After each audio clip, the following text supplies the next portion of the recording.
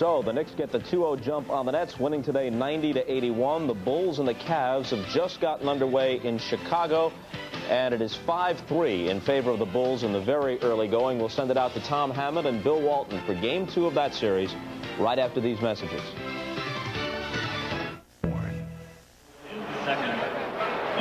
Welcome to Chicago Stadium. Tom Hammond and Bill Walton. We're underway in Game 2 of the first round series between the Cavaliers and the Bulls. Just over 2 minutes have gone by, and the Bulls holding a 5-3 lead on the Cavaliers. Cleveland beset by injuries. Their normal starting front line, Nance, Doherty, and Hot Rod Williams, unavailable for play today. It's a mix and match lineup for Mike Fratello, but they've been hanging tough against the favorite Bulls, and Rod Higgins hits for the Cavs to tie the game at 5. That's a very good start for Higgins. 1 for 6 in Friday night's game. He and Mark Price didn't get it done offensively as the Cavaliers struggled. Horace Grant, his outside shot goes, and the Bulls reclaim a 2-point lead. First bucket for Horace. Horace Grant has basically played your perfect ball game, dominating defensively, hitting jumpers. Mark Price with an acrobatic shot, and Price, the key man for Cleveland today, held to only 9 points on 2 of 11 shooting in Game 1. Price certainly capable of that type of play. Chicago should send guys at him, though. Scottie Pippen can't get the roll. Hill with a rebound for the Cavaliers. Hill, very solid rebounder.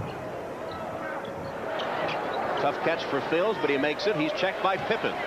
Bobby Phils getting a start in that makeshift Cavalier lineup. Only the backcourt, Wilkins and Price intact, and Wilkins lost it but was fouled. Well, earlier, before the rest of you joined us, there was an alarming incident as B.J. Armstrong driving on Mark Price. Foul will be called on Price, but continuing this trend of violence in the NBA, Price and Armstrong square off. Double technicals were called, and the two were separated, but becoming the norm in these first-round playoff series. No place in basketball for any of that. Initial elbow thrown by B.J. Armstrong that time. Price. Stolen. Myers has it for the Bulls. 3-on-2 break. Pippen couldn't control. Grant put it home. Big guys running on the break. 4 guys involved that time. Horace Grant is the trailer. If you can't make it, make sure you at least make contact with the rim as Pippen did. Bulls by a deuce. Here's the double team of Wilkins. Leaves Phils open. Higgins inside. Lost it. Got it back. Lost it again. Pippen leads the break. Tremendous defensive strategy by Chicago. Scottie Pippen with a three. Pippen coming off a 31-point, 12-rebound Game 1. Puts the Bulls up by 5. Timeout Cleveland. It comes with 7:32 left in the first period, and Chicago up 12-7. 7.5 minutes left opening period with the Bulls up 5 on the Cleveland Cavaliers. Welcome to Chicago Stadium with the big redhead here, almost pressed into service by Mike Fratello. So thin are the Cavaliers currently, and no question in their condition, Mark Price is the key figure in the game. But what Chicago's strategy is going to be is to force Mark Price to give up the ball. The double team, that's what they're going to do each and every time. Price has got to either split it, throw bounce passes by it, because Chicago, when their defense is key in their fast break, they are incredibly tough to beat. Horace Grant never gives up on the play, finishes strongly. Game 1, a subpar performance for Mark Price. He has 2 points to open this game, but the Bulls have stepped up the defense. In fact, they've forced Cleveland into 4 turnovers over the last 2.5 minutes.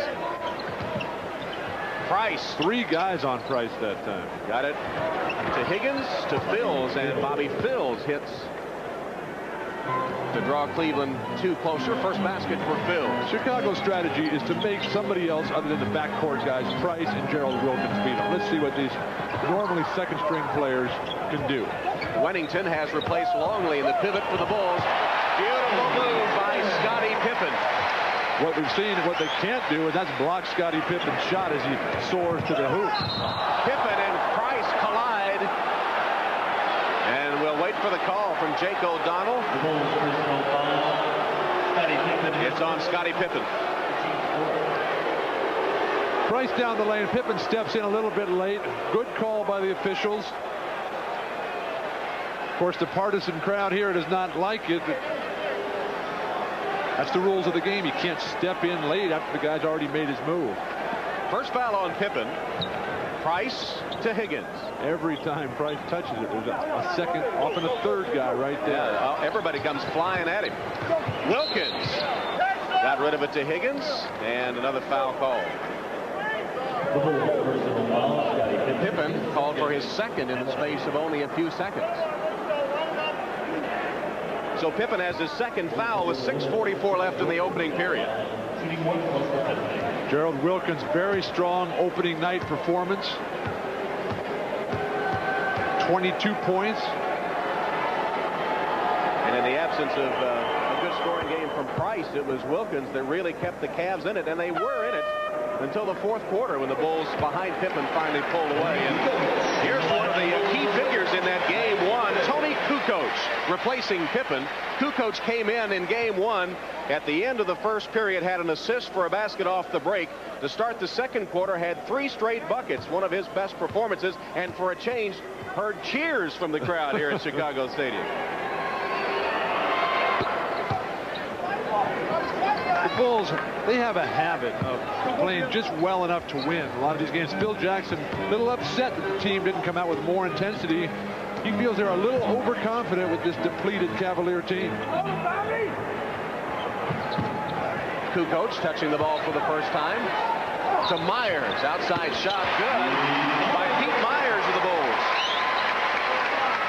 The dribble handoff, always effective against pressure defense. Both teams shooting remarkably well. Chicago just getting more shots caused by their better defense. Pete Myers 2 for 2 to open the game. Full court pressure from the Chicago Bulls. Price beats it with a dribble. Price so quick. And got open for the 3. Rimmed out. Fields off the offensive board. Had it batted away. Goes back up and got the roll. Bobby Fields. Well, Jackson went to his bench so early that nobody really had a chance to get warmed up as the Bulls embarrassingly can't even inbound the ball. Well, Gerald Wilkins was picking up full court, causing the Bulls to take a 20-second timeout because they could not get the ball inbound. The scrambling defense that Chicago is employing will open up all kinds of offensive rebounding opportunities for Cleveland. If they can take advantage of it like Phils did that time, they'll be just fine. Well, you know, the Cleveland Cavaliers, Mike Fratello has seen Nance, Doherty, and Williams all go down with injuries, and the lineup he puts on the court is like trying to match up socks from your drawer that none of them go together, and he's trying to mix and match his lineup to find a combination that will work in the absence of those three. You talk about a good-looking front line. The problem is clothes make the man, and it's the expensive suits that are looking good right now with Hot Rod Williams, who broke his thumb in practice last week. Larry Nance to his left. Brad Doherty also over there on the bench in street clothes. Not only do I not have suits like that, Tom, I don't have that many socks to mix and match either. I buy as I go or get them from the trainers at each stop along the NBA tour. And yet in the face of adversity, the Cavaliers playing hard in game one. And Grant will get the roll on that one. Soft touch, and Horace Grant has hit all 3 of his shots. Horace Grant playing a beautiful game, perfectly under control. What the Bulls aren't doing, though, is calling out the picks in the backcourt as the Bulls get called for an illegal defense. Higgins leveled Myers to the chagrin of the crowd. The dribble penetration, Kukoc heavily favors that left hand. They force Kukoc right. Grant doesn't get any opportunities like that. Actually, they took the basket away from Grant and gave it to Kukoc on a tip. So Kukoc got credit for that last basket as Weddington goes out, replaced by Scott Williams. Phil Jackson has used his entire lineup basically in the first half of the first quarter. Price spots Wilkins at the arc. Gerald Wilkins' second tray of the game. 8 points for Wilkins, and the Cavs within 2. Gerald has been working very hard on his outside shooting. Feels it's the key to his ultimate survival in this league as his career winds on. 3-point field goal shooting good. All the shooting has been good here in the opening quarter. 5 minutes left. A three from Myers. That one didn't look good. Price saves it to Hill. Price is one of those guys who just knows where the ball is going all the time, much the way Magic Johnson used to play. Split the double team. High off the board. No good for Mark Price. And Williams with a rebound. Even though it looks like a force, he has got to do that because he's not going to get good looks time and time again at the hoop. Nobody else out there to take the defensive pressure off of him. Double team of Grant on the low post. Kukoc on the drive. Williams works his way to the hoop. It'll count. And a Cleveland foul. Scott Williams was a key figure in game one as he had a career playoff high 21 points. Cleveland is normally an outstanding shot blocking team as Williams apparently travels on his way to the hoop, but the referees decided that was a foul instead. Look at his career this season, 7.6, his highest scoring average, as he's gotten quality playoff time. He's spent 3 years as a pro, and he has 3 championship rings to show for it. He's been bothered here in the playoffs by esophagitis, a stomach ailment that sent him with a tube down his throat before game one. He's on a special diet now, and it seems to have straightened out the problem for the most part. The only thing bad about it, he says, is no chocolate. Fortunately, you don't run on your stomach. Scott Williams had a big performance game one. Bills, excellent defense by Chicago. They're going to do anything they can to make somebody else bring the ball up the court. You got Price, you got Brandon out there. They're expert ball handlers. Phil's not quite in that level. And Kukoc with the good defensive play. Phil Jackson was saying that Tony Kukoc generally feels that if he makes a bad play, he's going to come out of the game. And Jackson told him, only if you make a bad play defensively. And he said the result has been that Kukoc has become a much better defensive player. JoJo English handling the ball for the Bulls. Armstrong cut off. Cleveland playing very good set defense in their own right. Just not with the shot blockers inside that they would normally have. Kukoc for three. Grant can't get the follow down. And Kukoc is fouled. Tony Kukoc hitting the offensive board. The Bulls just relentlessly pounding away with the superior advantage they have, size and strength. Kukoc manhandled, shying away a little bit from the contact there. Bulls have out-rebounded the Cavaliers 4-1. Kerr into the game, offensively 4-1. English misses. And the Cavaliers a chance to cut that 5-point lead. Forcing guys to take difficult shots. Brandon against Kerr. It won't go. Horace Grant with another board. He has 4. Horace Grant continues to dominate. He's usually matched up against guys like Larry Nance and John Williams. Although Tyrone Hill is a quality player in his own right. Williams got around Mills and missed the layup.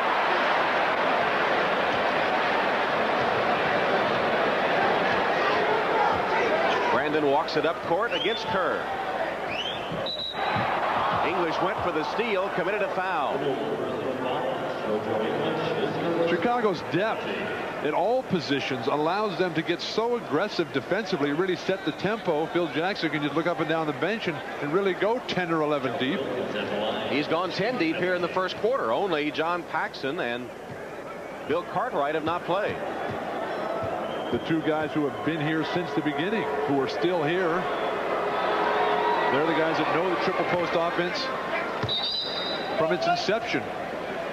Wilkins hits the free throw, and as Bill Cartwright looks on, the Chicago Bulls call a timeout. Chicago up on the Cavs 21-17. The NBA on NBC is brought to you by Molson Ice from Canada, the land where ice was born. By the Prudential, peace of mind. It comes with every piece of the rock. And by the all-new Mitsubishi Galant, filled with your favorite things.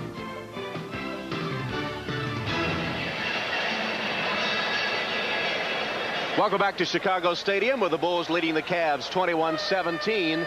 And there you see the front line of the Cavaliers in street clothes for today's game. We asked B.J. Armstrong of the Bulls if that made it tough to get ready to play them. I tell you, when you come to this time of the season, anyone that's not wearing a Bulls uniform is the enemy right now. So if they have guys hurt, that's part of this game, and you have to stay hungry. You have to have the aggressive attitude of, you know, when someone's hurt, you got to take advantage of it. So now we have to be even stronger now as far as our mental attitude of preparing for them and being ready to take them out and deliver the blow that's really going to eliminate this ball club. A baby-faced assassin, B.J. Armstrong, and he already is squared off in this game against Mark Price. Championship-level teams are not just satisfied with winning ball games. It's how they play. The Bulls, dissatisfied with Friday's performance, they want to come out with a very strong performance tonight. They're looking good. Cleveland's hanging tough. Wilkins hits the second free throw. He has 10 of Cleveland's 18 points. Jump hook, Scott Williams. It seems as if Chicago can do whatever they want up front. Scott Williams, Horace Grant just pounding the boards, tipping it in, jump hooks. Mark Price on the bench for the Cavaliers at the moment as Wilkins tries to take up the scoring slack and is short on that one. Pick and roll. Stripped from Kukoc. Brandon with a runaway. Terrell Brandon lays it in, and then suddenly it's a three-point game. If you can get Tony Kukoc going to his right, you've done your job defensively.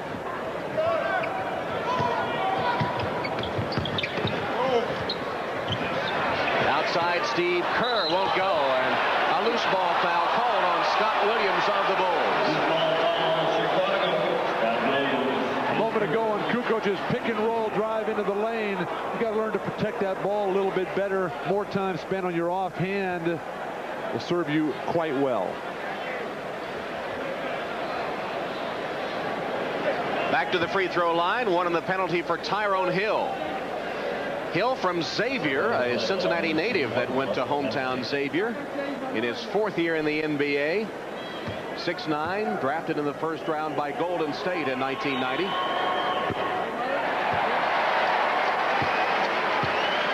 And he's been forced to really come on with the absence of the big guys for the Cavs. And he's responded. Last 3 games, tremendous production. The guy who's suffered through a number of injuries himself this year.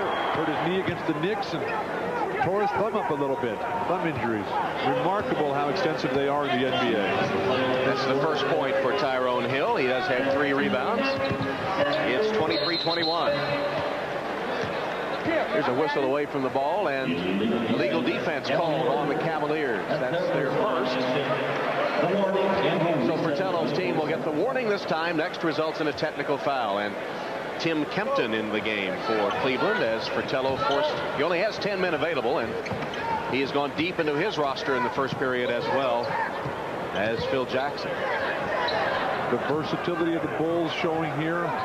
Basically all of them good ball handlers, good sense of the game, nice passes. Nice pass that time from Kukoc, who hits Grant for the slam, and Horace has 8 points.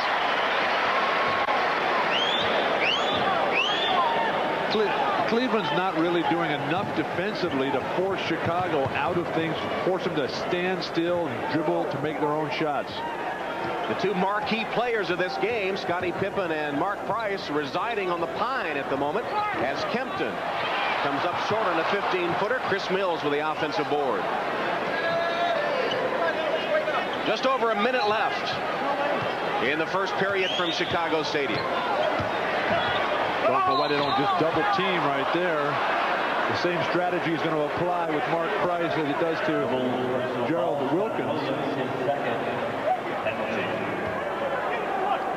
Kukoc driving again to his right. Cleveland doing a good job there. When you allow a guy to drive the lane and then just throw a ball right underneath to a guy for a dunk, you're not getting it done defensively. You think Horace's glasses are 3D? I'd like to peek through those sometimes. They look like 3D glasses to me. I remember when he used to not wear them because he didn't think he looked good out there. And he also didn't like the fact that Barkley kept trying to slap him off his face. I think those glasses enable him to see through defenses. He just right through them.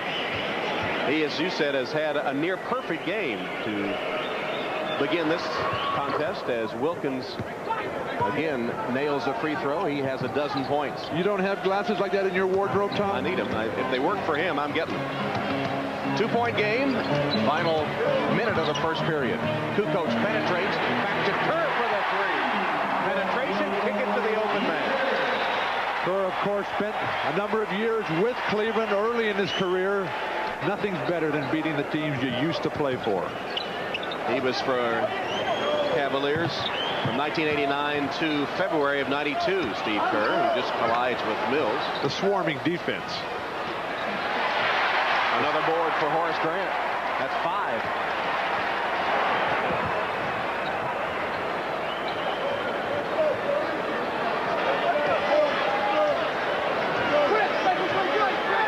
Bulls will hold for the final shot of the period. No, they won't. English for 3. They'll take it. Whenever you shoot quickly off that initial penetration, you're so much better off rather than standing and waiting. Kempton leveled Grant with a pick. And the shot was not gotten off before the quarter ended. A nearly flawless opening quarter for Horace Grant. He hit 4 of 5 of his shots and pulled down 5 rebounds. And though Scottie Pippen picked up 2 quick fouls, the Chicago Bulls lead at the end of one, 31-23.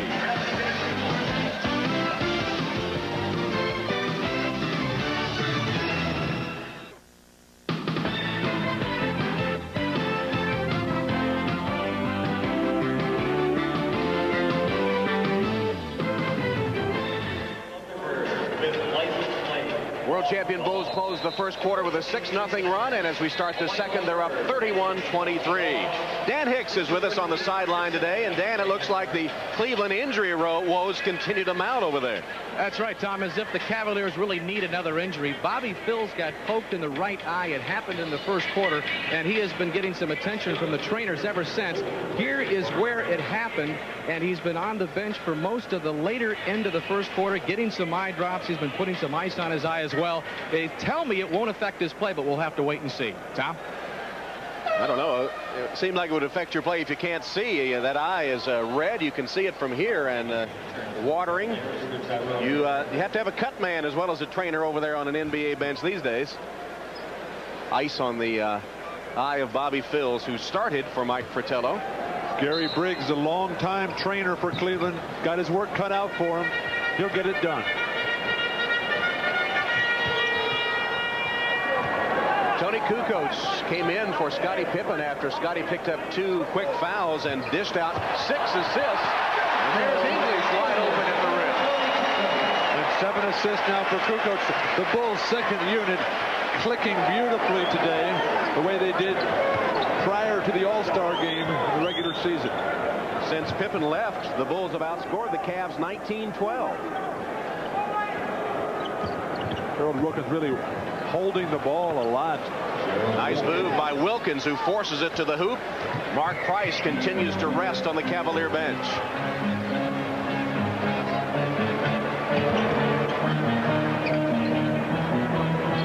Give and go. Pippen back in, lays it in from Kerr. 7 points for Scottie Pippen, despite some long stretches on the bench with 2 quick fouls. This Bull team just represents a long tradition of great offensive basketball from the coaching staff. Phil Jackson, Tex Winter, John Bach. Give and go basketball. Very basic pass, fake away, come back. Chris Mills, young rookie out of Arizona.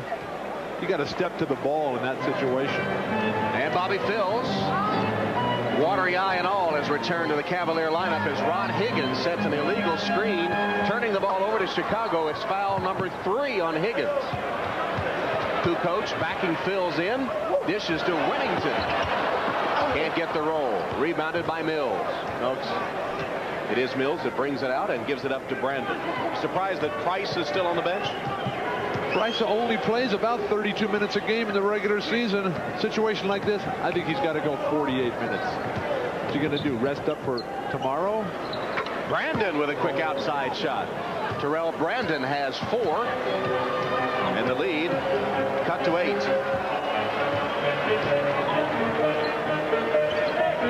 Two minutes played in the second quarter from Chicago Stadium. A weak side post.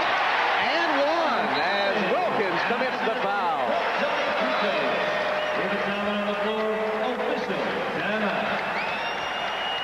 My favorite part of the triple post offense, the weak side pinch post. Scottie Pippen sees he's wide open, just steps in. The defense helpless. Beautiful ball movement.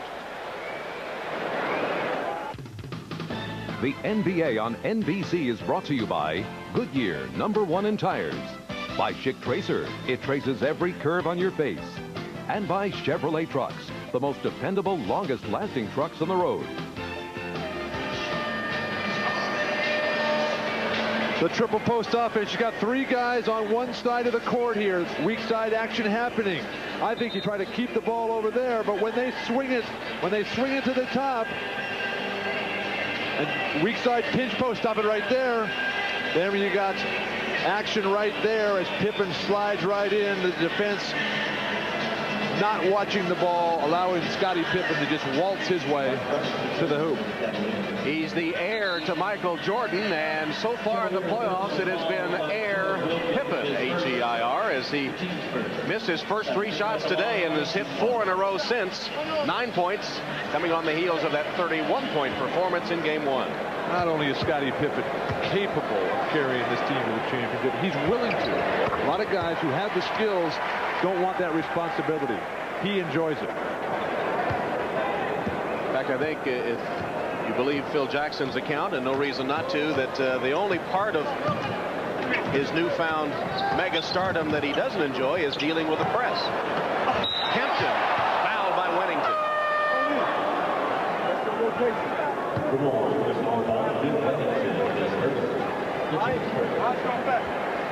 Tim Kempton going to be the recipient of a nice pass by Terrell Brandon. Waits a little bit too long. Tough to shoot right in the guy's face like that.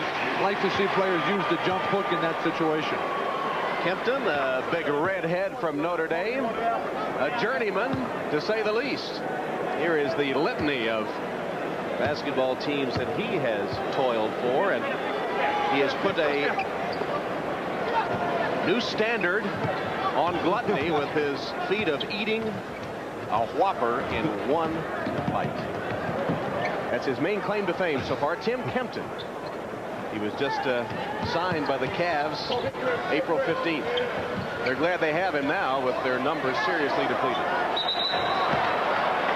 Pippen posting up on Phils, and Bobby Phils whistled for the personal. The beauty of the Bulls' second unit is the way they pass the ball around. Rarely touches the floor. No shots attempted really off the dribble except to beat the shot clock. John Paxson in the game now, so 11 Bulls have played, and we have 9:20 left in the second quarter. And I would assume that Cartwright won't play today unless it comes right down to the end, but he's just sitting over there resting those sore knees. They're trying to get something out of him in this playoff run. Cartwright started Game 1 but played only 6 minutes, and the strategy is to save him as much as possible for a second-round series. Beautiful wraparound entry pass in the post. Mills took it away from Kukoc. Then he is tripped. We'll see if that'll be 3 on Pippen. Personal foul, Scottie Pippen, his third. The triple team in the low post. Got to get rid of that ball before it gets there.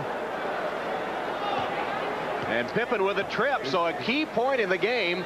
With 9:03 left in the second quarter, Scottie Pippen charged with his 3rd foul. And he was trying to get out of the way. Quick shot by Brandon goes. Terrell Brandon has hit all 3 of his shots, and the Cavs are within 7. Brandon and Price playing together, something that I thought that Portello would go to. All their best players play the perimeter right now. Got to make some sort of changes.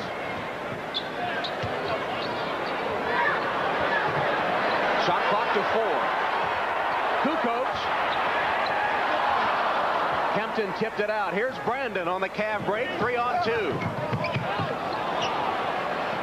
Price drives on Kerr, and Steve Kerr commits the foul. So Mark Price coming back into the game for the Cavaliers, and immediately drawing a foul from Kerr. Price will play the off guard now. Brandon will primarily handle it. But what Chicago is going to do is never leave Price to help out on penetration, help out in the low post. And Price got his work cut out for him. He's got to fight his way open off screens. Movement without the ball. Scottie Pippen has left the game with 3 fouls for the Chicago Bulls. Fine step out by Winnington that time. Good catch by Phils, who spots Kempton wide open. Tim Kempton off the bench for 4 points as the Cavs inch closer. Very similar to the game Friday night. And Phil Jackson is going to try to regroup here with a timeout. They have a situation where Chicago seems to be in perfect control, yet Cleveland hangs right in. Cavaliers. Scottie Pippen has scored 10 points for the Bulls, but on the sideline right now with 3 fouls. An MVP-type season for him, though, this year as he stepped out of the shadow of Michael Jordan. The years that I've played alongside Michael has definitely been years that I've, to some degree, been overshadowed. But I think, you know, I was always looked at as a guy who's very consistent and played the game well, had a lot of knowledge for the game. But when you got a guy like Michael out there, it's hard to look at someone else because you have so much good to say about a guy like him. Scottie Pippen, a huge season this year. Career highs in 3 of those 4 statistical categories. The difference, though, between being consistently good and consistently great is what makes guys MVPs in the NBA. Kicked ball, recycle a shot clock, and give it back to the Bulls. In the second quarter, the Cavs haven't missed a shot. They're 4 for 4. And that thought about consistently great, that's what requires the incredible self-motivation that very few players have. Williams double teamed, finds Kukoc.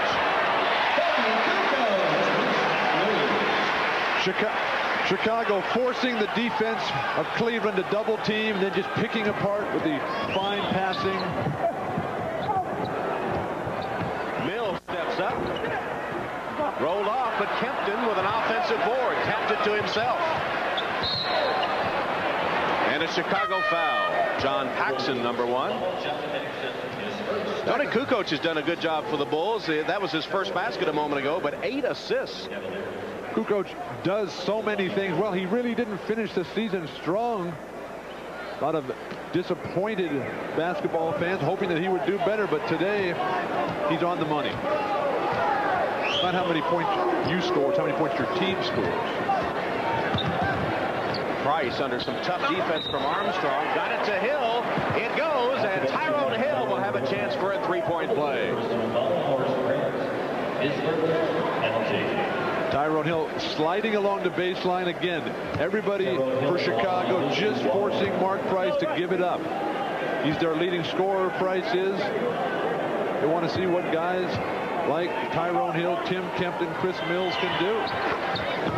Well, Hill can do on that 3-point play as Horace Grant committed the foul, and it's a 4-point Chicago lead. I think Chicago's convinced that Tyrone Hill can do it. I'm not so sure they think that Phils, Mills, and Kempton can do it. Fairly lifeless crowd, too, today. On the crowd almost anticipating victory against a banged-up Cleveland team. Williams misses from in close. Mills with a board and an outlet to Brandon. Cleveland won the season series decisively against Chicago 3-1. Brandon can't hit it. Kempton again kept it alive momentarily. Beautiful tip by B.J. Armstrong.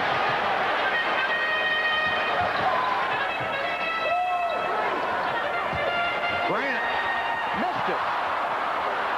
Williams is fouled.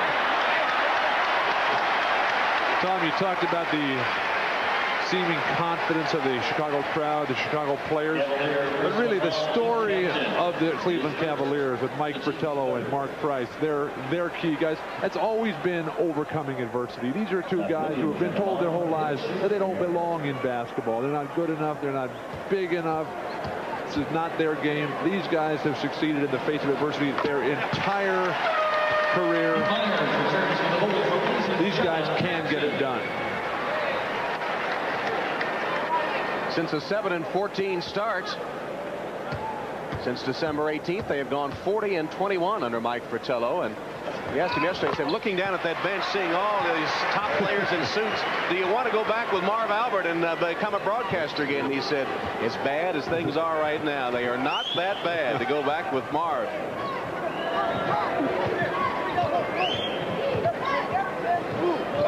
I think sitting next to Marv is pretty good. Yeah, it sounded all right to me. Marv very graciously, I thought, told Mike that if he had an early exit from the playoffs, he could hang around with him and get coffee and stuff for the rest of the way. Kempton, as the shot clock expires, nails it from 15. Kempton has 6. Cavaliers down only 4 points.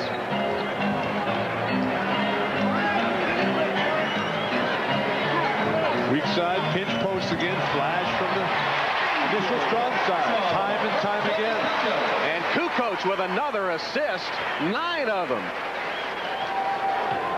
Top passers always watch the defense. As soon as they turn their head, they know their guys have got a break. Mismatch here, Brandon isolated. Got by Kukoc, and then Grant swatted it away. 2-on-2 break. Kukoc, Armstrong got it. And Horace Grant pushed his way up the court. I just can't believe that somebody would voluntarily leave doing something like this. Terrell Brandon down the lane, and Horace Grant taps it right out. Keeps it in play. The swarming Bulls to the hoop. Finishing nicely. Everybody handling it. Bob Costas back in New York on the Prudential Halftime Report. We'll bring you highlights from the Knicks' 90-81 win over the New Jersey Nets. New York now leads that series 2-0. We'll also check in on the Houston-Portland series, which resumes tonight with the Rockets leading 1-0. And we'll profile Golden State rookie Chris Webber. His Warriors take on Phoenix in Game 3 of our NBC triple header later. Right now, back to Chicago as we rejoin Tom Hammond and Bill Walton. Tom? Tony Kukoc passing through the man. He keeps the ball down low. That keeps the arms of the defense down. He's able to zip the ball right over the top to the slashing B.J. Armstrong, who quickly delivers. And Tony Kukoc, a major factor, playing 14 minutes and recording a career-high 10 assists. In fact, Chicago has 18 baskets and 14 assists in the first half. Shot clock. The 4. Hill muscled it through, and Williams commits the foul. It certainly wasn't pretty, but the result was perfect. The penetration, lots of guys handling it. Swings from one side to the other, and Hill finishes up a little stutter step with the pound dribble. And another big redhead, Luke Longley, into the game as Scott Williams becomes the second Bull in foul trouble. He joins Pippen with 3. Foul trouble will be a much bigger problem for Cleveland. They're not in it. Sometimes when you're so overconfident, you get a little careless out there. You don't prepare yourself. The type of fouls that Pippen and Williams have had tonight, really a lack of preparation. Do you sense Chicago being a little flat? I sense that Chicago feels they can just turn it on and get it done at the hoop at any time. Grant rolled 3 times and off. Wilkins for the Cavaliers. Kempton and Hill have scored Cleveland's last 10 points. Hill sets a screen for Wilkins. Gerald Wilkins. The guy who's defending the screen has got to step up there. Cavs battle back to within 3. The crowd finally getting into it here. Gerald Wilkins has 16 points. I would double team him as often as you double team Mark Price. Let Price go at this point. Longley. Armstrong. Kicks high into the arms of Gerald Wilkins. Every player for the Bulls who handled it at that time, little peck dribble, allows the defense to be a little closer. Cavs down only 3 as Wilkins backs in against Myers. Well, where's the double team? There it comes from Kukoc. He was late. Price made a good catch over Armstrong. Couldn't hit the bucket. Got his own. And a foul.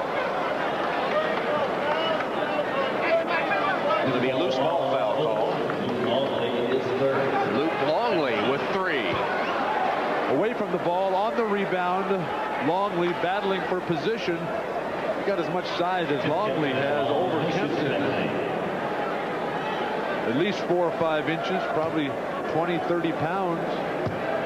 You don't need to have to foul there. Just use your hips a little bit. No, isn't Longley one of your proteges? Only when he plays well, Tom. See, that's the way it works. Foul trouble for the Chicago Bulls. Longley has 3, and he'll go out of the game as Cartwright makes his first appearance. So Pippen, Williams, and Longley with 3 each.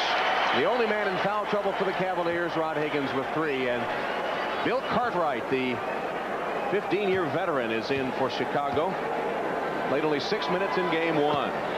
Cartwright collects 50s memorabilia. The problem is he's old enough to have witnessed it in person. I have worked with Luke Longley a lot, and this is a tremendous opportunity for him to come over from Minnesota.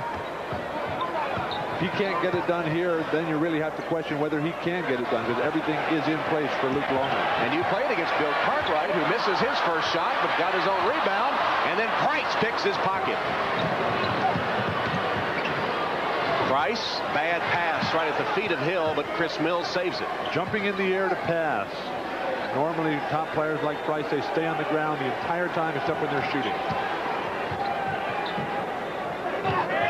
Mills behind the back, almost lost it. Shot clock at 3. Bad one by Mills. And Myers with an open pass to the hoop. Chris Mills just threw one up, and it hurt the Cavs that time. It's the defense of Horace Grant, though, that forces the bad shot. Look, 3 guys there on Price. Anything to get him to give up the ball. And he did. But Wilkins in the corner hits a 3. No, they say a 2, foot on the line. Fratello screaming for a 3, and they say a foot on the stripe. Still 18 first half points for Gerald Wilkins.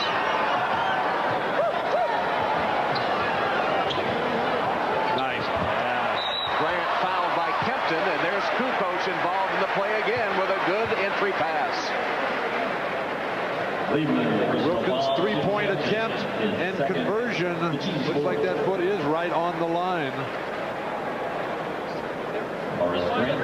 Mike Fratello in the back. They all want 3. Can't talk these referees into anything, though. I'm still waiting for the first one to change his mind when the coach lobbies. Horace Grant, that's his 9th point to go with 5 rebounds and 2 block shots. And Grant has made his feelings known about leaving the Bulls after this season. He will be an unrestricted free agent. I think that would be a big mistake. He's on a championship situation here. Everything perfectly in place. Money doesn't buy you happiness. There is nothing better than being on a championship team. Phil Jackson had a funny line about Horace Grant. We asked him about saying he wanted to play for Orlando next season. Price got the roll and will shoot a free throw. And just to finish the story, Jackson said, well, wherever Horace is playing is where he wants to go next. There were a few exceptions, I think, to that. He said he hasn't wanted to play in Dallas yet, but just about every place else he's mentioned. Mark Price, one of the best free throw shooters year in, year out in the NBA, and 5th in the free throw standings this season, will toe the line for a 3-point play and connects. That last shot, though, by Price, that's the type of play he's very capable of making. He's got to be willing to take those difficult types of shots today, because he's not going to get any easy ones. Game tied for the first time since 7-all, and we have less than a minute and a half to play in the first half from Chicago Stadium. Cleveland's defense upping its intensity. Myers pulls up and scores. Pete Myers. Cleveland will have a much better chance of winning this game if they can continue to force Chicago to take shots like that. It went down, but shots off the dribble generally don't win ball games unless you're Michael Jordan. Final minute of the first half. Price baseline. Reverse. No good. Grant clears it. Cleveland gets back very well on defense as Armstrong brings it into front court. Price was slow getting back. They didn't take advantage. A lot of excessive dribbling by Chicago at this point.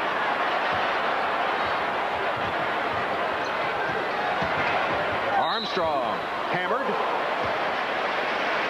Will step to the line. Cavaliers, personal foul. Just over 29 seconds left in the second quarter. But again, the tempo has shifted from the early Chicago style with ball movement. Kukoc getting all those assists, very little dribbling. Now Cleveland forcing Chicago into making it happen off the dribble. Excellent free throw shooting, and the Cavaliers have gotten 15 free throws to 10 for Chicago. That's number 11. It rims out for Armstrong.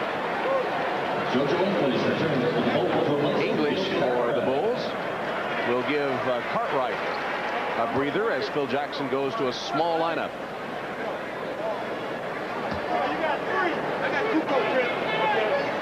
Trying to get defenders on the floor as Cleveland will undoubtedly hold for one last shot.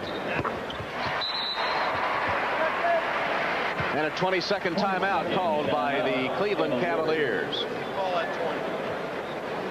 Cleveland in this situation, they'll try to get Price or Brandon on the run.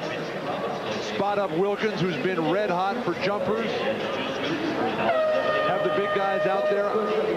What Chicago, I think, should try to do is try to trap early, try to get Cleveland, get the ball out of Price's hands, guard everybody except for Hill and Kempton, make them handle it. Well, they have held Mark Price to only 5 points, which both sides agreed was a key in the game.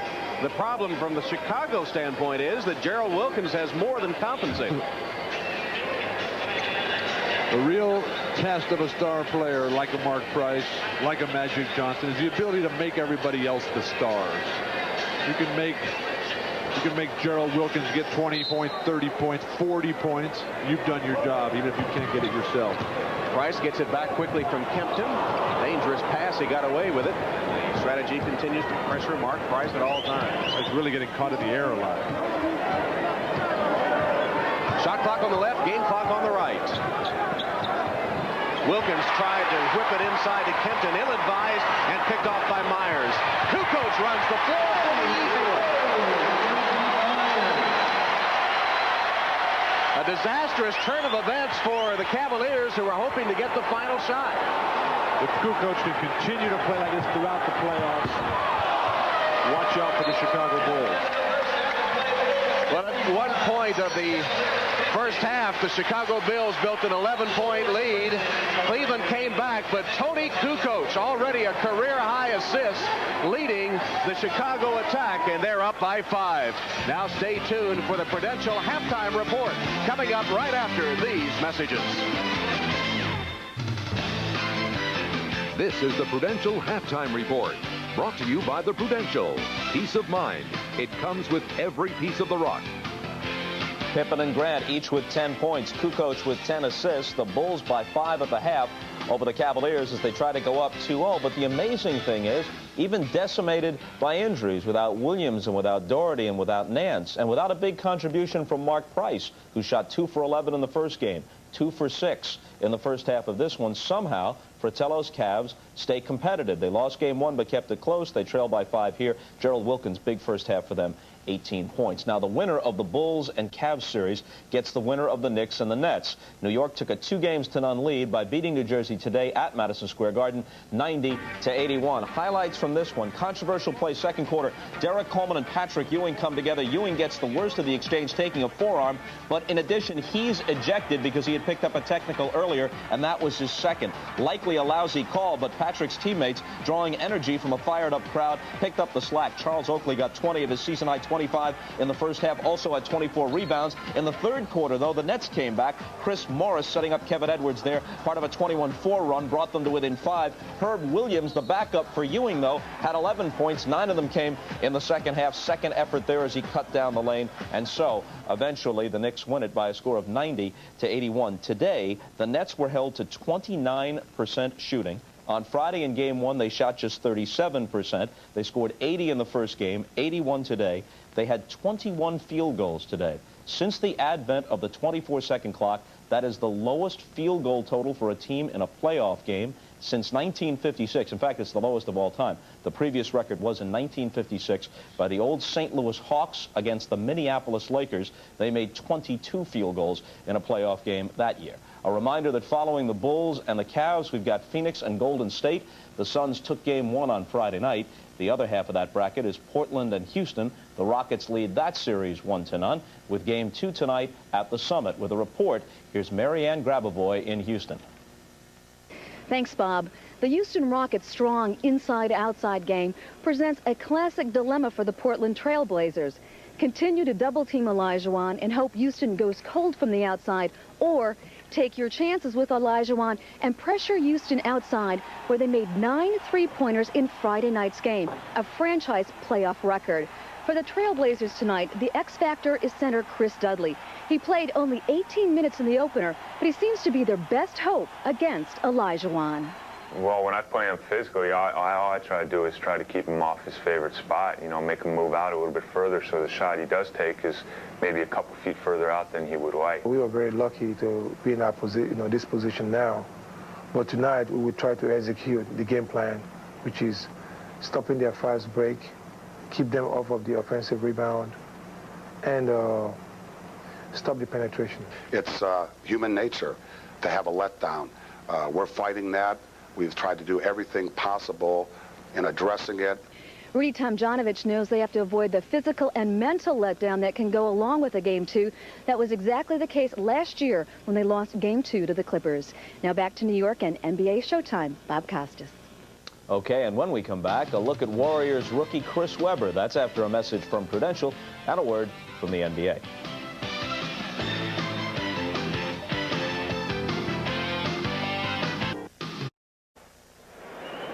Welcome back. Halftime at Chicago Stadium. Let's update the injury on starting forward for the Cavs, Bobby Phills.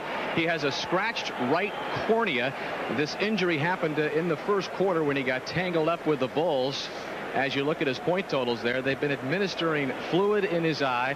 They have been icing it as well, but they still tell me it's very watery, but he will continue to play in the second half. It's like the Cavs have been battling injuries all year, and Phills has been having a tough time with that right eye. Let's send it back to Tom Hammond. Okay, Dan, thank you very much. And Phil's looks to be shedding the warm-up. We'll see if he will come out to start the second half for Cleveland. It looks like he will, indeed. And meanwhile, a specter of trouble for the Chicago Bulls is their foul trouble. 3 key players, Scottie Pippen, Scott Williams, and Luke Longley, with 3 personal fouls each. They scored a combined 58 points in Game 1.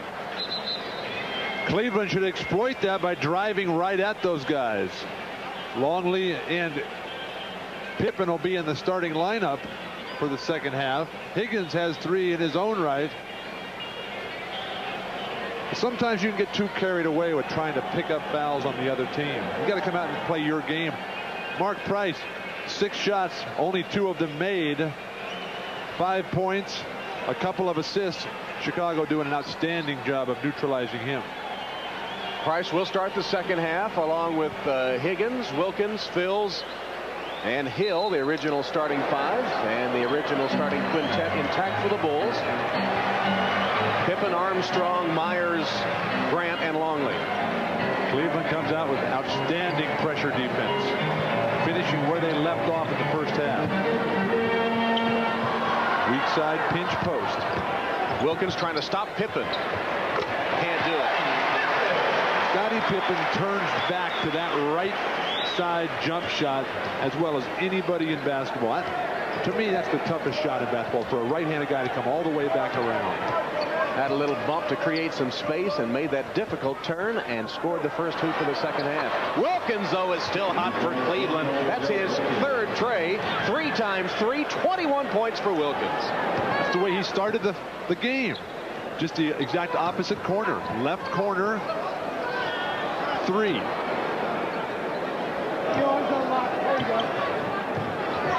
Armstrong against Price. Spins but can't get away. Forced the shot and still hit it.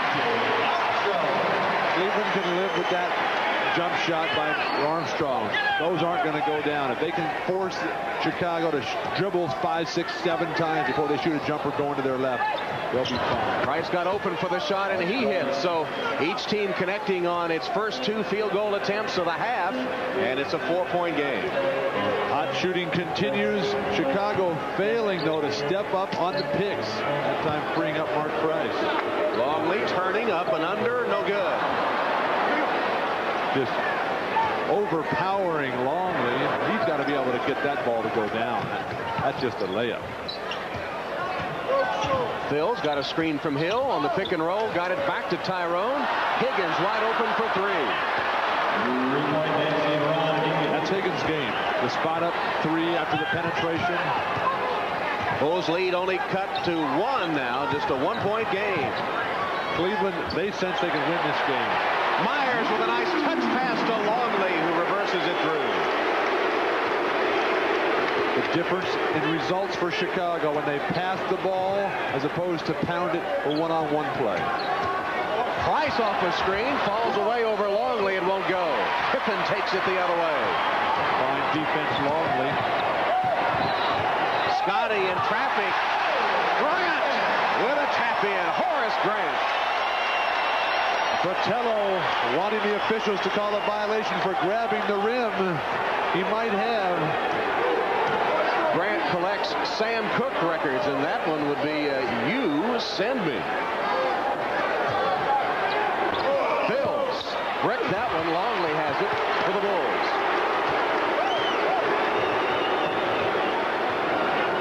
Chicago not getting the quick outlets from Longley that they would normally get from Cartwright, that they always get from Grant.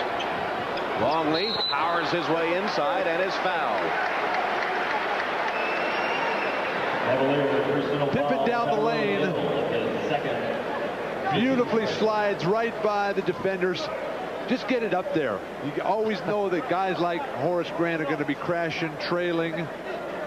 The worst thing to do is get caught in the air and think about passing or think about getting your shot blocked.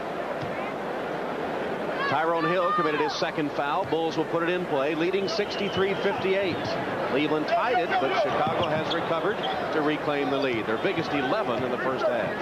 I don't think Scottie Pippen had quite the confidence in the foot speed of Luke Longley there. Longley bangs, double team, got rid of it, and Myers is fouled. That'd be 3 on Hill if it is indeed on him. And they call it on Phils instead, and it's the 3rd on Phils. Both starting forwards for Cleveland inching up. They don't really have a bench from this point because their bench is now their starters. There's the walking wounded of the Cavaliers. Nance and Williams. Larry Nance ineligible for the playoffs, not even on the roster. And Williams is going to be the starting center for the Cavaliers, normally a forward, and Brad Daugherty, the center of the Cavs, out, although he is on the roster and could possibly play if the Cavs advance to the 2nd round. There's a traveling call, out of control. Phils called for steps. But in reality, Brad Daugherty is not even working out to play basketball, and you're not going to step as Phils gets in the lane looking to pass. That's why you don't jump in the air to pass the ball. You jump to shoot. Came down with the ball and called for traveling. 6-zip run by the Bulls after. But Cleveland has weathered these throughout the first 2 games in this series. The tenacity of Price and Fratello. Armstrong made a beautiful split of defenders, then couldn't finish. Price off the screen. Pick and roll. Hill couldn't get it. Got his own. Missed again. Phils. Finally, Longley clears it for Chicago. Cleveland had 3 chances. Myers, Grant can't hit. Foul on Cleveland. Horace Grant. Take your time, G. Take your time. Had his head basically taken off there. By Rod Higgins, who has whistled for his 4th foul. We'll be back.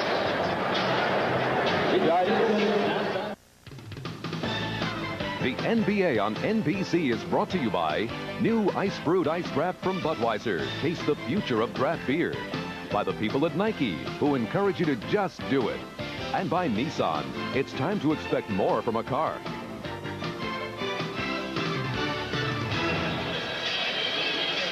Tom Hammond, Bill Walton, Dan Hicks in the Windy City where Horace Grant was just leveled. The pacing, the spacing, the timing on the break. Horace Grant hammered to the head. Rod Higgins, certainly not a dirty player, comes right over, tries for the ball, but the swipe, the elbow to the head there, Horace Grant, ouch. You don't think he mistook the bald head of Horace for the ball? Not in the least. No, Rod Higgins, a long-time NBA performer, quality guy, good attempt at the ball there. And Horace apparently is okay as he steps back out on the court, ready to toe the free throw strike.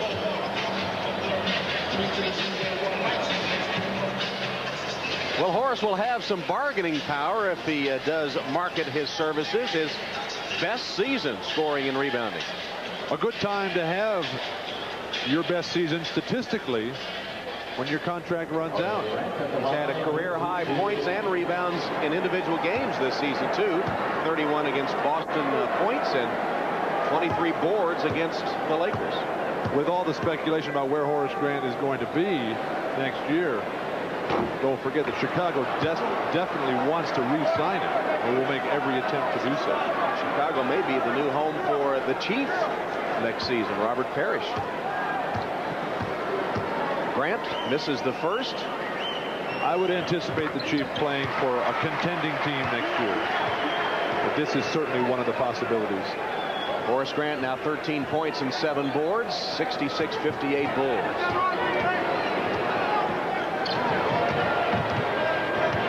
Price still doggedly defended by Armstrong. So quick, both of those guys, Armstrong. Price, off-balance shot. Mark Price, that's his 9th point, equaling his Game 1 performance, and it was a tough two. Price and Scottie Pippen are at the top of the league in terms of hitting that running shot, the perfect release, much the way Paul Westphal used to as a player for Boston and Phoenix. Grant off the high post, gave it to Myers, and Tyrone Hill is called for the foul. 3rd on Hill. Mark Price really forced into taking difficult shots like this. Finally, Horace Grant is up there. Luke Longley has not been stepping up, but Mark Price, a running 18-footer going to his left, swish. 9 points all of Game 1 as he kicks this ball out of bounds. Mark Price. Surprising his strength, too. He was able to hold off Grant with his off arm that time and then get the shot away. The top players learn to do that. You use that off arm as a weapon to initiate the contact. All the best players offensively push the most with that off arm.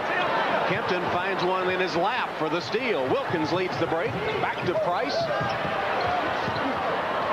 Mills fumbled the pass and then missed the shot. Hill, offensive board, blocked by Grant. Longley takes it down for the Bulls.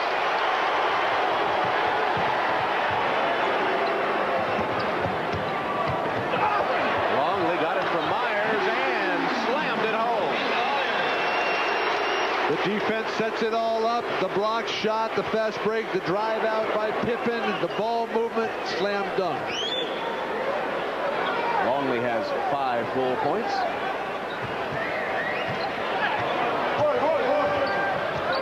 Price triple team to Hill.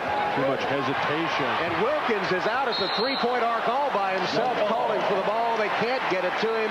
Jump ball is called. Luke Longley's going to get a second effort block here on the shot attempt by Hill.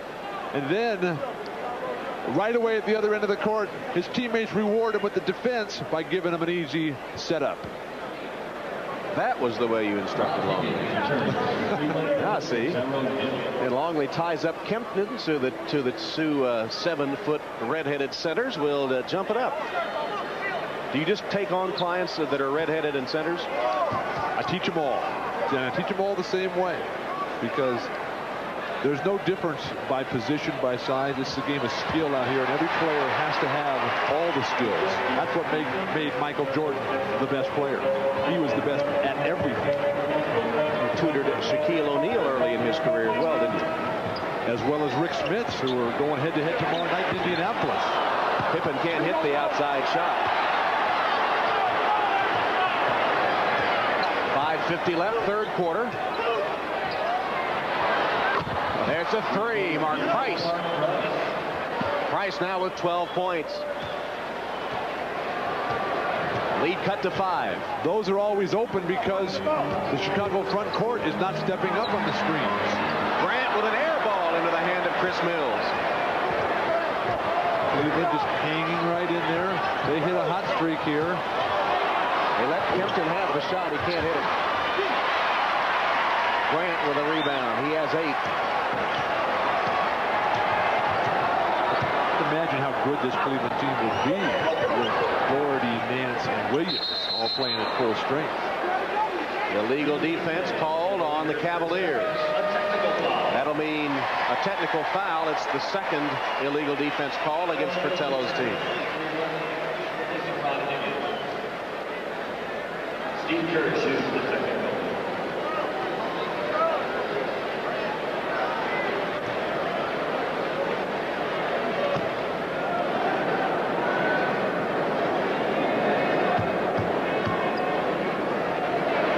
Steve Kerr hits the free throw.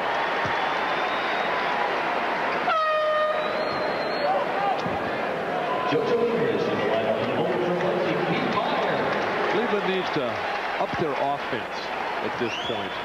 They're down by 5 at the half, down by 6 right now. Price has found his range. Wilkins has remained hot. Kempton, Mills, well, the guys have got to get it done. Kempton stripped it away from Longley, but Longley got it back and banked it through. That was a tug of war that Longley won. Using his size and strength, the versatility of all his shots. Luke Longley not a factor up in Minnesota, as was Felton Spencer. Now they're playing key roles on playoff teams, Utah and Chicago here. Again, they concede the shot to Kempton, and this time he connects. English penetrates, collides with Tim Kempton, and an offensive foul on JoJo English of the Bulls.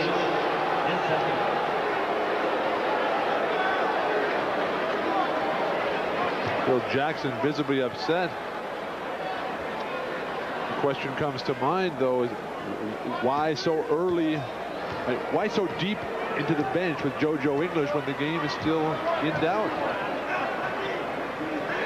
4:22 left in the third quarter. Bulls up 6. And no Tony Kukoc in the second half, who was the star in the first half. Mills fumbled the pass out of bounds, but off the leg of Pippen. And Cleveland gets a break. Got to make that catch. So often when you're playing against a top defensive team, you start looking for the rotation all the way. First things first, though. Wilkins, high arching shot comes up short. Pippen in a hurry.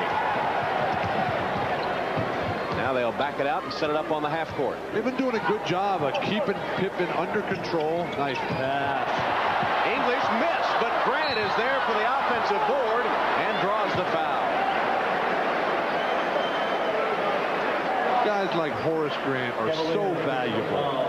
Every offensive play, he's in there pounding that glass.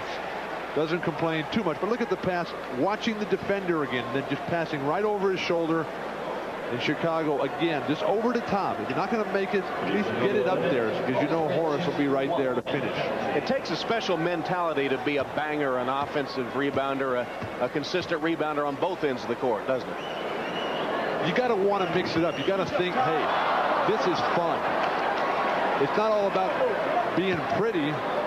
It's about enjoying the contact, enjoying the extra effort of getting the little things done. Grant, as you see, a career low free throw percentage this season and 3 of 5 today, shooting for his 14th point.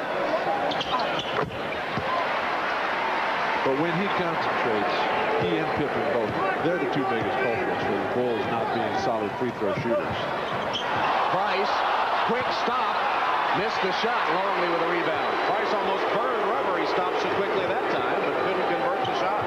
Longley having a very solid game. Pippen triple team. Lost it out of bounds. Cleveland ball. Pippen that time wanted to pass the ball to Longley, but he realized he was in the lane so long that if he did pass it, they would have called 3 seconds. And now here's There's Price in the open court. Pulls up for three. Rimmed out to Kerr.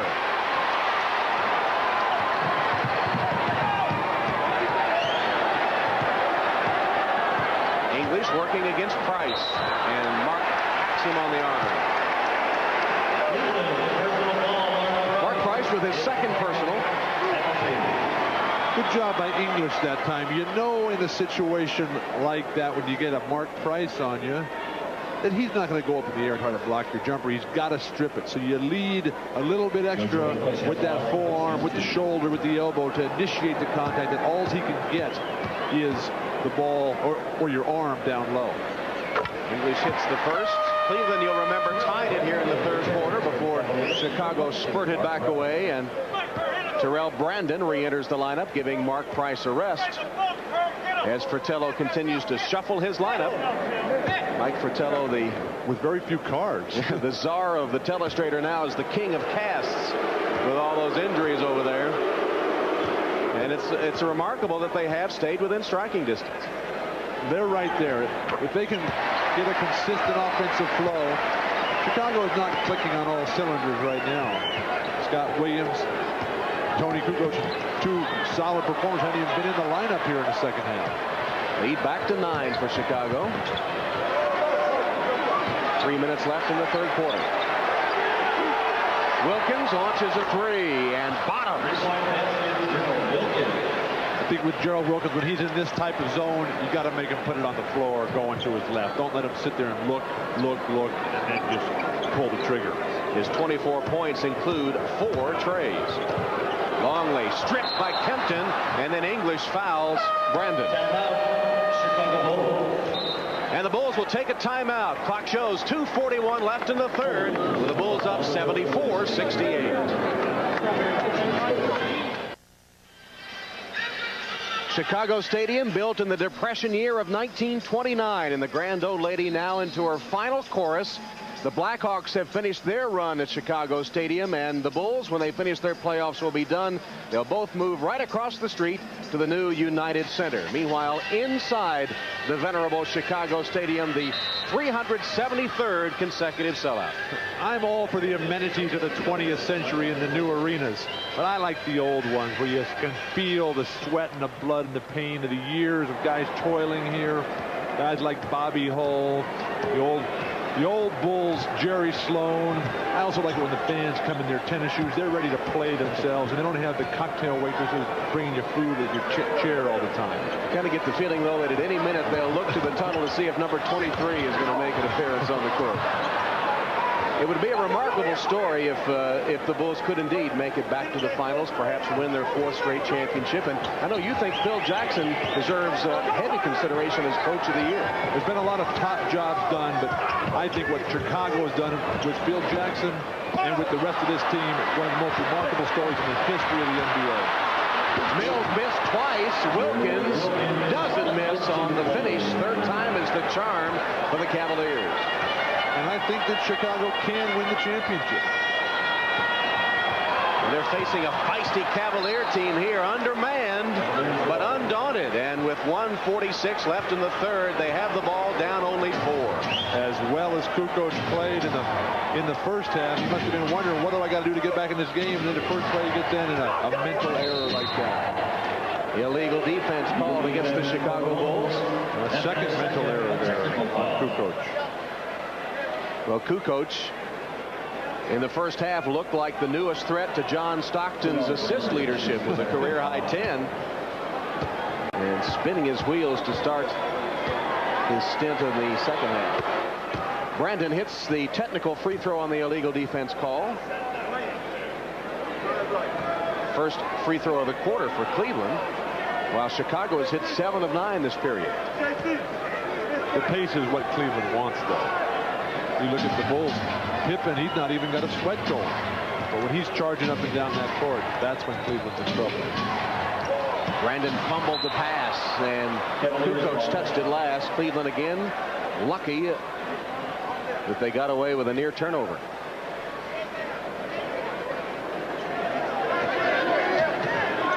Mills will inbound it. Kempton rim. Longley tapped it to Williams. Chicago's strategy continues to work. Let Tim Kempton beat you. Let Bobby Phills, let Chris Mills beat you.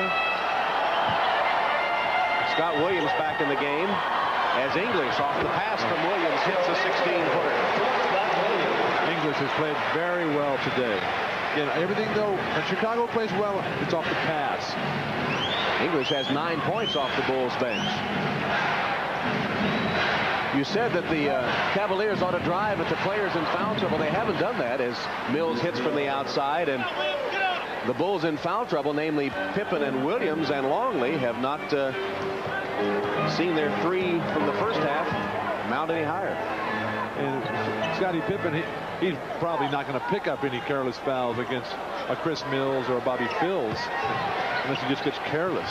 Pippen, beautiful jump hook in the face of the defense, his 14th point. Pippen is like a great musician. Not a guy who just is good and just plays the notes that are on the score, but someone who sees the music. And the whole thing there just comes flowing out of his game. And it's a symphony when he's at the top of his game, as he was Friday night. Final seconds of the third quarter. Mills off balance shot. Again, Chicago can live with that.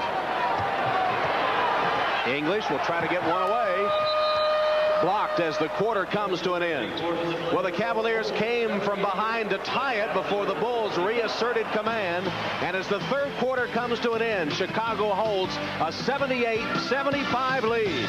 We'll be back to Chicago Stadium after these messages from your local station.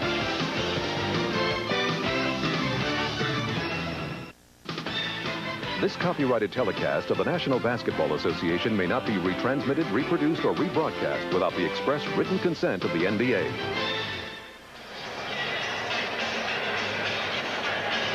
Chicago has led virtually the entire game, but it is still a precarious lead as we start the fourth quarter.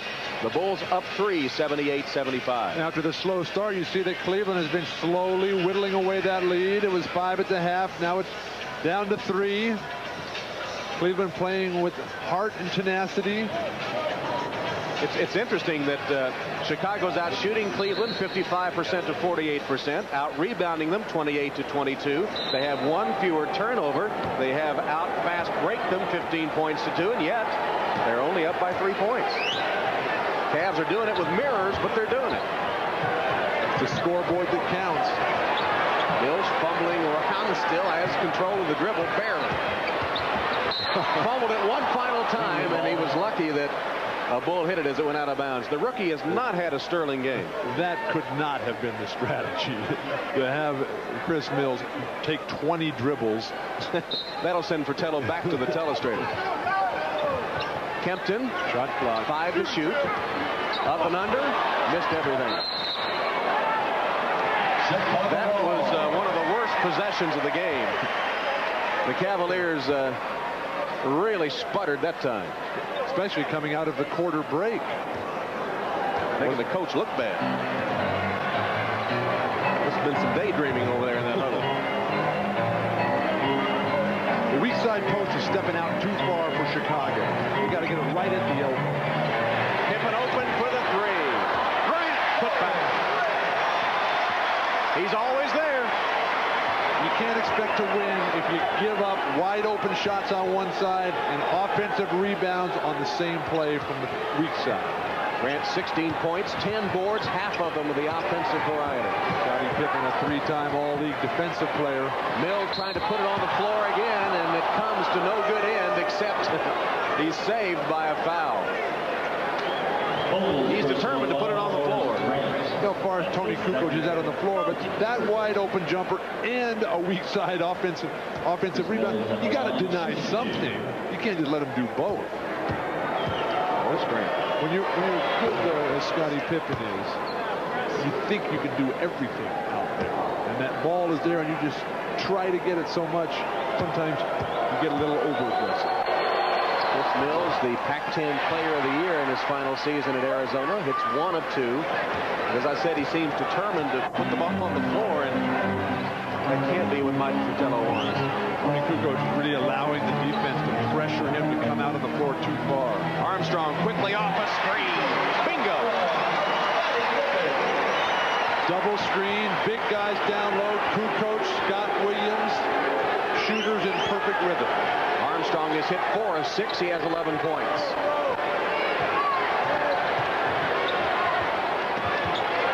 Good fake by Mills. Second one also. They missed the shot. Grant lost it out of bounds. It'll belong to Cleveland. It's under control. Middleton just made the mistake. And Middleton's pointed the wrong way. Now he changes the call and awards it to Chicago. Couldn't ask for a better threesome of referees in this game. Middleton, Neese, and O'Donnell.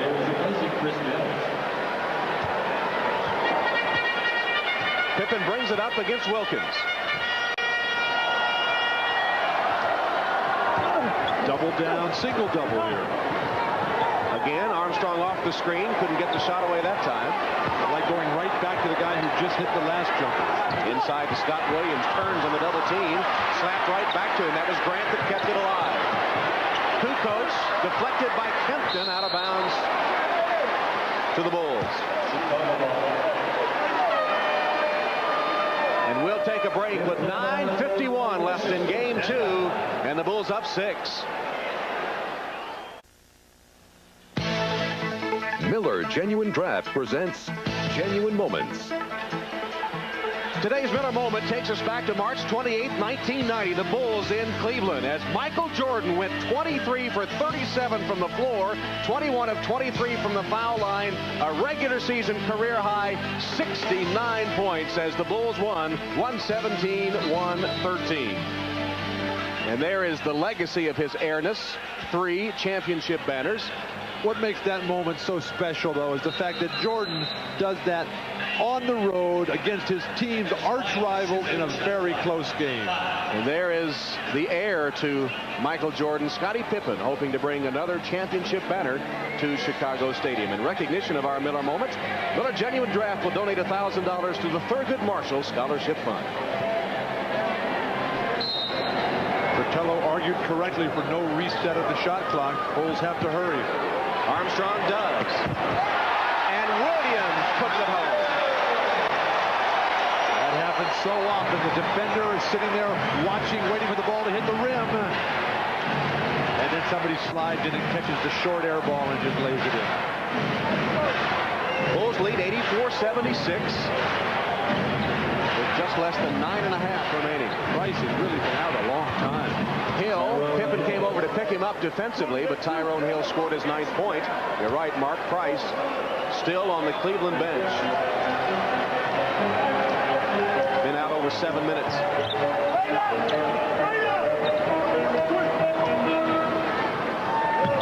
Pippen got open. Good position. Scott Williams on the offensive board. He's sent flying out of bounds. Let's see if it's a Cleveland foul. It is a pushing foul on the Cavaliers. It's on Brandon first. Veteran teams know when their guys are going to shoot the ball. Anticipate, get to the glass early. Look at the tremendous position that time by Williams.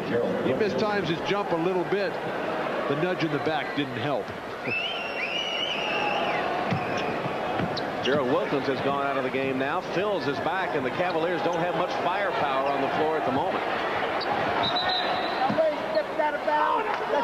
Moving screen called on Horace Grant of the Bulls. That'll turn it over to Cleveland. Legal pick out of bounds is the call. Grant apparently was striding the baseline. Jackson says, what is that? What's that call again? These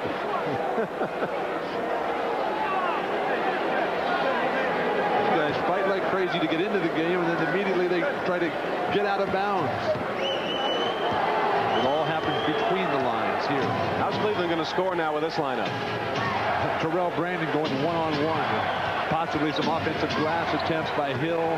Higgins, Phil starting up. Higgins for 3, front rim. Williams clears. Scott Williams taking over where Luke Longley left off, dominating defensive glass. He has 8 rebounds in the game. But they're not really able to fast break out of that. Pippen, pull up. And Scotty now with 16. A textbook game developed under great coaches, under the great leadership of a veteran star player, the ex-MVP. Hills against Armstrong. Finds Hill. Fumbled the ball as he drove to the basket and is fouled. He'll go to the free throw line. Scott Williams, that's number 4 on Williams. But remember, he picked up 3 of those fouls in the first half, so he's done a good job staying out of foul trouble since. 8:06 left in the fourth. You look at the coaching staff of Chicago, though, the job they've done in developing players like Horace Grant, Scottie Pippen, Luke Longley resurrecting his career, Bill Wennington, a career just getting started. John Bach, Jim Clemens, Tex Winter over there on the Chicago sideline. As Tyrone Hill hits 1 of 2. Tyrone has 10 points in the game. Full court pressure from Cleveland. And the Bulls set it up. I think the coaching staff's biggest challenge will be Tony Kukoc and getting him to be the type of player they think that he can become. 2 to shoot. And that's a shot clock violation. 24 seconds, shot clock violation. A little bit of overpassing that time. When you get that deep in the lane, that late in the shot clock, everybody packed in, go ahead and throw it up there.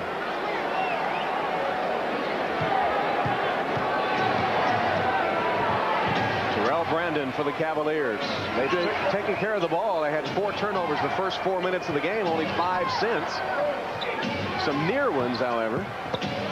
Hill forced his way inside, couldn't finish the play, and Williams takes it down for the Bulls. Kukoc had the open outside shot. Armstrong will take it. That's a 3.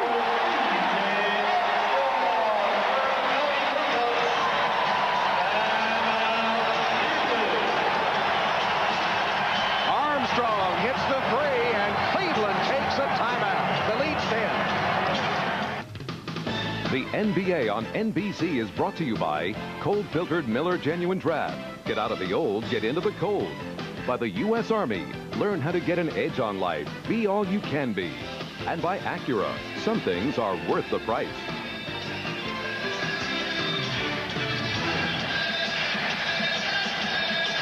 It's NBA playoff time, and we're not done yet. The third game of our tripleheader coming up next. Chris Webber and the Golden State Warriors, Charles Barkley and the Phoenix Suns in game 2 of their series. The Warriors and the Suns coming up right after this game 2 between Cleveland and Chicago. Phil Jackson was in. Been a long dry spell for the Cavaliers, over 2 minutes without a field goal. And Mike Fratello now gets Mark Price and Gerald Wilkins back into the game. What took him so long? Full court pressure. Wilkins had a 2-on-1 and is fouled. He had Hill camped under the basket with only 1 defender back. Scott Williams, who was the victim of the wrath of Phil Jackson for lack of defensive rotation at the end of the third quarter, has responded beautifully. Got 4 rebounds, 4 of 6 Chicago rebounds in the fourth quarter. The foul was called on Horace Grant of the Bulls, his 4th foul. I don't agree with Horace Grant making that kind of a foul. He's got to stay in the ball game. This game is a long way from being over. You got to be a defender. You can't be a fouler in basketball. And Horace Grant is a tremendous defender. Wilkins hits the 2 free throws. Gerald Wilkins is the game's leading scorer, now with a total of 28.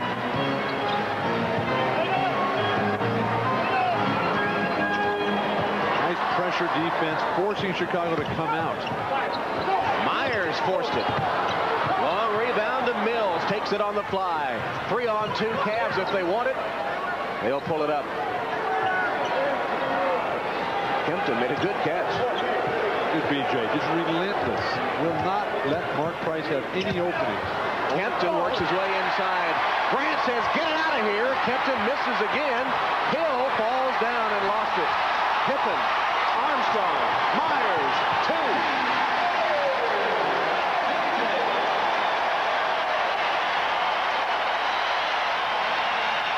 The physical play of the Bulls underneath the hoop.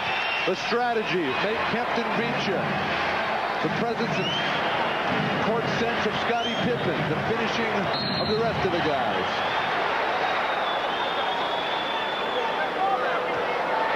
All on display here. Pippen just lets it go beautifully. Mark Price can do nothing except watch. Pippen triggering that one with the blind pass over his head. And the Bulls have outscored the Cavaliers on the fast break 19-2 in the game. Scott Williams called for a personal and technical foul. Is a continuing Chicago strategy of roughing up Mark Price, double teaming him as BJ adjusts his eyewear. Scott Williams got tangled up with Mark Price. Mark Price had to bump him back. Scott Williams a little excessive. And Mark Price, an 89% free throw shooter, misses. Price has got to be careful, though. He's already got one technical. That'll be Armstrong on a hold out on the floor. Well, they'll say he was in the act of shooting and give Price 2 shots at the line.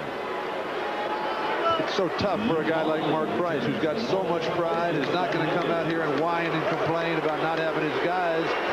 Yet he ends up looking like not that good a ball player because he doesn't have the supporting cast. In the NBA, it's often not how good you are, it's how good your teammates are. And Price regains his free throw shooting form as Hot Rod Williams, Larry Nance, and Brad Daugherty look on. You have to empathize with this Cleveland team. When Michael Jordan retired, he had personally eliminated Cleveland from the playoffs about 3 straight years. They had to say, yes, now it's our chance. And what happens? The entire front line goes down with injuries on the eve of their first game against Chicago in the first round. Pippen tried to reverse it. Cavs are ready for it. How is that not a foul? Armstrong.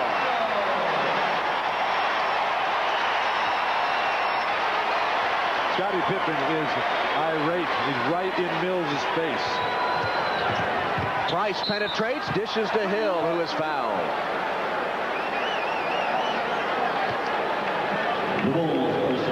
The Bulls continue with the great ball movement. Little pump fake step under.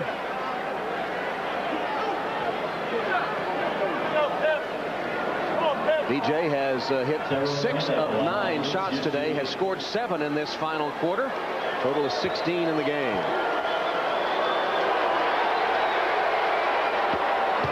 Tyrone Hill finds the range on that free throw. As Chicago is pulled out to what basically a 10-point lead here in the last 5 minutes of the game. Almost an exact duplicate of what happened in game 1. Armstrong, only Wilkins is back. Pippen is fouled. Gerald Wilkins hammered him into the basket standard. But Pippen comes up, exchanges a slap with Wilkins, and all is okay. These are guys who have played against each other a lot. They understand each other. They know that guys like Gerald Wilkins are not dirty players. But the trend in basketball right now is to take plays like this and escalate it into the needless and senseless violence of last night. No place for that in the game of basketball. Sometimes the other team is going to score points. You just got to come back and make your play and play better. MVP is the chant from the crowd here as Scottie hits the second free throw. 18 in the game for Pippen, and the Bulls lead is 11, equaling their longest. Tremendous pitch by Kempton that time. Wilkins spotted for the 3, but fumbled the pass, couldn't get the shot away. Now he does. That's a trade. Pippen with the board.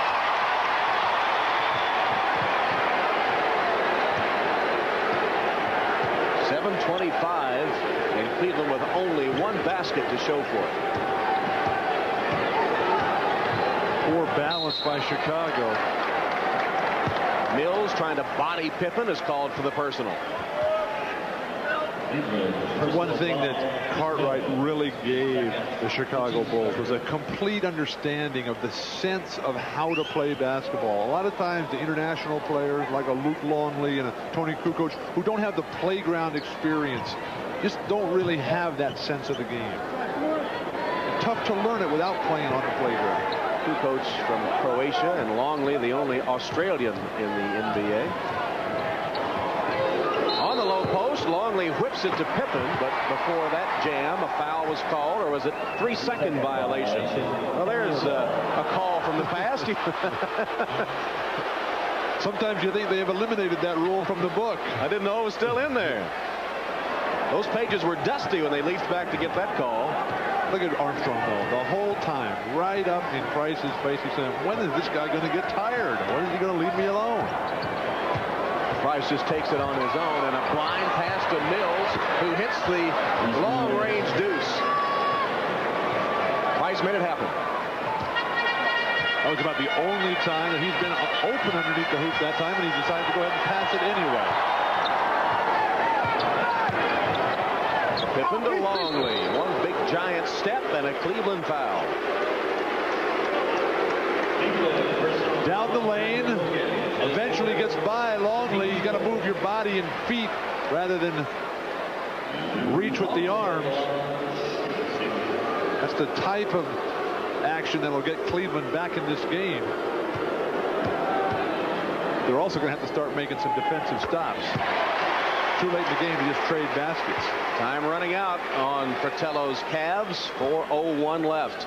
We talked about this being the last run for Chicago Stadium as this series moves to Cleveland. The Coliseum in Richfield hosting perhaps its final game if the Cavaliers are eliminated.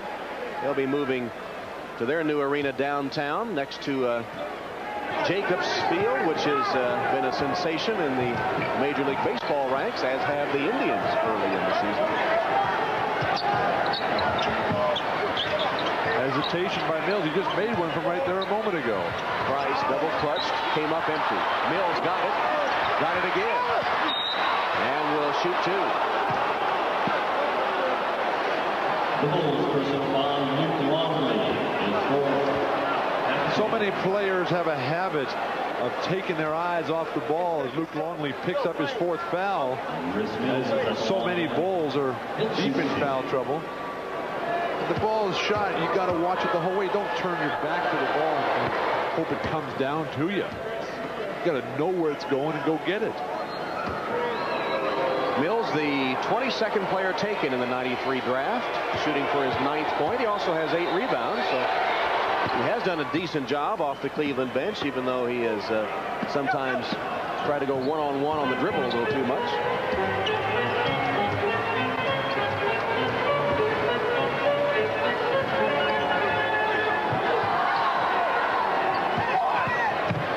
Pippen just went right around him that time. Mills punched his ticket. You got to know where the double team's coming from. Everybody has to talk to you. You know where the help is. You turn him that way. And then Mark Price, you can't take a charge on Scottie Pippen when he's on the move like that. He just floats right by you. Pippen has 20. Hill made a good pass to Kempton, who draws the foul.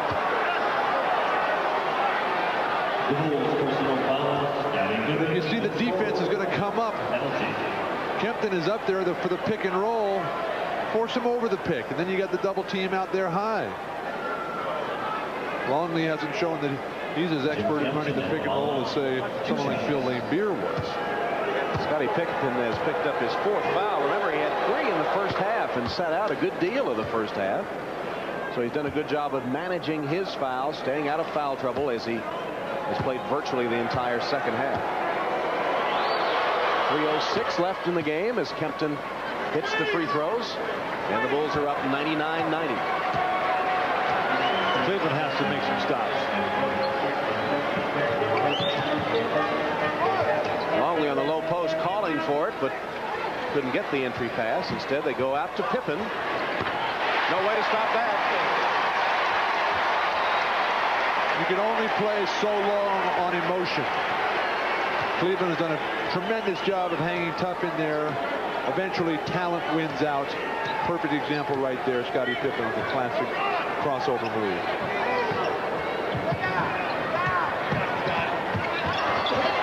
Kempton got the roll. Tim Kempton has 14 points. And they've not played bad. Kempton, Mills, Rod Higgins. But you got to play great to win a ball game in this building. Grant threads his way inside and got the pass from Longley.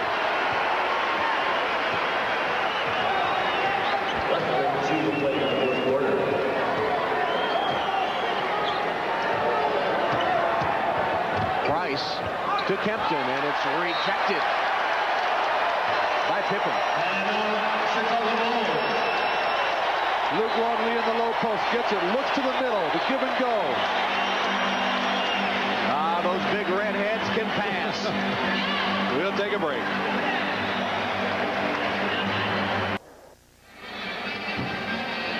.148 left in this one, and waiting in the wings, Dickenberg and Steve Jones standing by to bring you Game 3 of our tripleheader. Chris Webber and the Golden State Warriors against Charles Barkley and the Phoenix Suns in that wild, wild West. Top to bottom there, Sean Kemp trying to join the elite group of players that have a chance to win this championship this year. San Antonio having to regroup. Rodman, injury to David Robinson. Don Nelson, great coaching, good job in game 1. Webber, though, has got to play better defense on Barkley. And then Houston, watch out for Portland. They're still playing well. Drexler, phenomenal game in game 1. And the winner of this series, Chicago and Cleveland, will face the winner of the Knicks-Nets series, with the Knicks taking a 2-0 lead in the first game of our tripleheader today. Put back for Tim Kempton. Chicago has outshot Cleveland 63% to just under 25% in the fourth quarter. 4 of 14 Cleveland in this quarter, while Chicago is connected on 10 of 16. When it got down to crunch time, the fourth quarter, the Bulls, as they did in game 1, assumed control of the contest. You have to just give the Bulls so much credit for what they've done with Luke Longley here. Here's a guy who was basically doing nothing at Minnesota. Comes down here, and now he's starting for a team that's got a great chance to win the championship. What about earlier when he and Alonzo Mourning got into it down in Charlotte, which resulted in a key suspension of Mourning and thrown out of the Chicago game, a game that the Hornets could have won. They might be in the playoffs but for that incident. Longley has got to make free throws like that. Hill rebounds the second miss, and Cleveland quickly takes a 20-second timeout.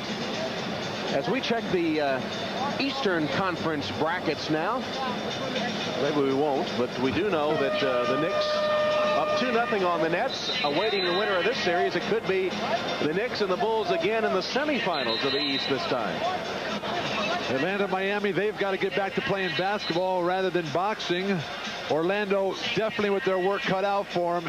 Huge game tomorrow. Indiana has won nothing yet. They've got to come out and finish strongly. Are you shocked by the Orlando-Indiana series so far? Yes, I am. Although I like Indiana's team a lot, I thought Orlando would play better. They've been playing inconsistently. They haven't really been able to put together strong games, strong periods, yes. And they've got to be able to get the ball to their key players in a good spot on the floor at the right time. Price to Hill, blocked by Grant. They'll call a foul, but Grant was all over the ball and perhaps got him with a body. The penetration, the dish, looked like a lot of ball. The important thing to realize, though, about this series and the New York Knicks series is that the games that are important is when the road team wins in the playoffs. Unless it's the 7th or 5th game in the short series like we're in right now. Cleveland is just fine. They've only got to win one game here and hold serve at home. Same with the Knicks.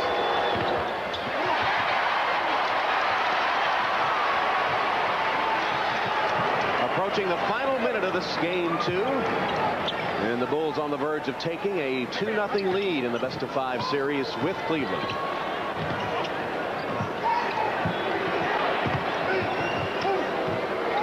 Pippen left alone at the arc.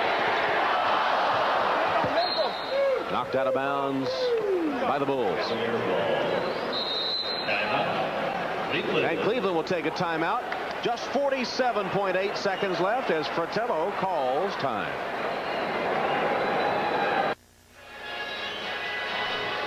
Timeout situation and the foul situation with 47.8 seconds left. And the series set to move to Cleveland for game 3 on Tuesday. And it appears that Chicago will be up 2 games to none. What can the Cavs do, undermanned as they are, to try to nail down a couple of wins at home? The biggest thing they have to realize is that what they've tried so far hasn't worked. So if you're going to stick with that, I don't know if that's a good idea. I don't think you can just count on shooting better, because Chicago's going to play very well as Pippen picks up yet another foul. His 5th. Unfortunately for Cleveland, all their plays, and they're a very good set offensive team, they're designed for the guys who are all injured. Price's skill and running the pick and roll, that's in effect, and he's effective because they got Doherty, Nance, and Williams able to operate that. They might need to go, and I know Mike Fratello is reluctant to do this, but just go to a small lineup, put your 5 best guys out on the court, and see what goes there. Mike was saying a real up-tempo game. You go with a small lineup and run from one end of the court to the other to outscore the team 130 to 125 or whatever. He said, but we're not in that kind of shape. We haven't played that way all season long, so we're not in that sort of physical condition to play that way. But you got to try something. You can't just sit there and say, well, we hope our guys get better in the next 48 hours, because the skill level is not going to change. The health is not going to change. One key to the Bulls taking command of the 4th quarter has been the defense on Gerald Wilkins. Through 3 quarters, Wilkins hit 8 of 12, 26 points. In the 4th quarter, he has only 2 free throws and has missed his only shot from the floor. On the other hand, Chicago, their mindset has to be, we want to get this over with so we can have that extra rest. We don't want to stay on the road any longer than we have to. We want to be fresh for the next series, assuming, of course, that they do move on. And when the game was hanging in the balance, the Bulls turned it over to Scottie Pippen, who has scored 8 points in the 4th quarter and leads the Bulls attack with 22. That's why he's an MVP candidate. You can't be afraid to miss those shots. Everybody misses big shots. Well, the bad news is Cleveland still has timeouts remaining, and they take one now. So we'll be back to Chicago Stadium after these messages from your local station.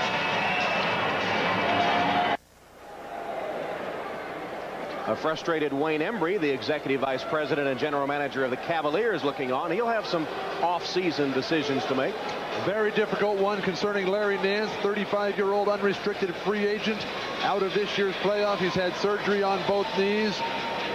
Wayne Embry's got to decide, is Larry Nance our future? Or are we going to use his very big salary fee? Cleveland continues to struggle. 4 of 17 in this 4th quarter. Chicago Bulls. And now the Bulls take a 20-second timeout. 20-second timeout. With the clock showing 16.7 seconds. And even at this stage of the game, every Cleveland shot has been contested by that Chicago defense. And Phil Jackson said after game 1 his team wasn't happy with his performance, and he didn't think they would relax, and indeed they haven't. They played strong throughout, turned it up a notch when they've had to. Don't really know why Scottie Pippen tried to save that ball and just let it go. The defense has been spectacular on command. All they got to do is let it go out of bounds. Although they regain possession, but I just don't see how